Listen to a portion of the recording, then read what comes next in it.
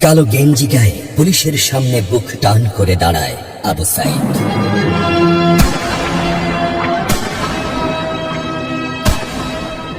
Police তাকে রক্ষা করার বদলে গুলি করে।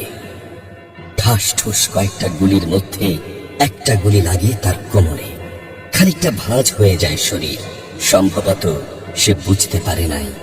ঘাড় ঘুরিয়ে কোমর দেখার চেষ্টা করে একবার, তারপর আবার আগের মতো আবার দুই হাত প্রসারিত করে সিনা টান করে দাঁড়ায়। ডান হাতে ছোট্ট একটা লাঠি। বিশ্ববিদ্যালয়ের প্রধান ফটকের পাশে বেশ কয়েকজন পুলিশ, হাতে রাইফেল, রাইফেলের তাজা গুলি, আবারও গুলির শব্দ।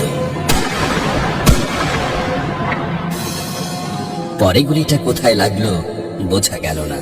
তবে আবু সাইদ টলছে, পড়বে পড়বে ভাব, কিন্তু সে সোজা হয়ে দাঁড়ানোর চেষ্টা করছে।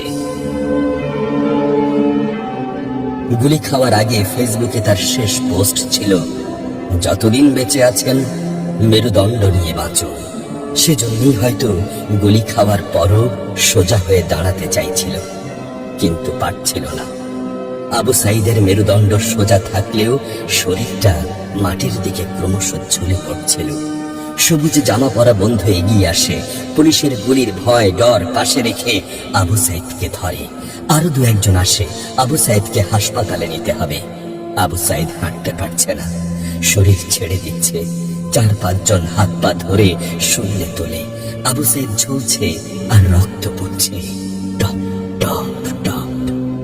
যে আবু সাইদ কিছুক্ষণ আগেও বুক চিতিয়ে দাঁড়িয়ে কোটা সংস্কার আন্দোলনে নেতৃত্ব দিচ্ছিল, সে এখন শূন্যে ঝুলছে, যেভাবে ঝুলছে মেধাবীদের ভাগ্য।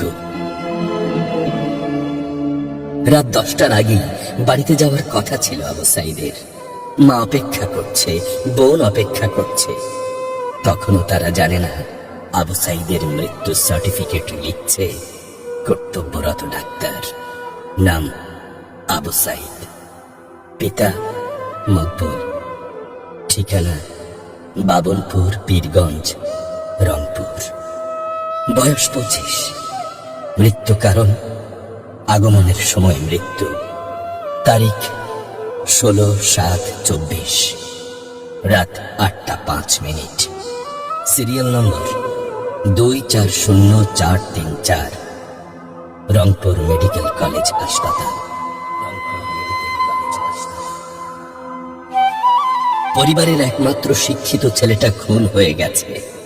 মা যখন জানলো দুনিয়া কি আর ঠিক আছে তার কাছে, বিলাপ করে বলে, আমার ছেলেরে চাকরি না দিবি না দে, গুলি করলো কেন?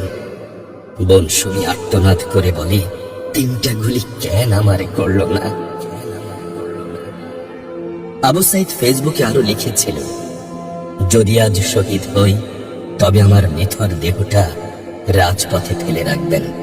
ছাত্র সমাজ যখন বিজয় মিছিল নিয়ে ঘরে ফিরবে, তখন আমাকেও বিজয়ী ঘোষণা করে দাফন করবেন। একজন পরাজিতের লাশ কখনো তার মা বাবা গ্রহণ করবে না।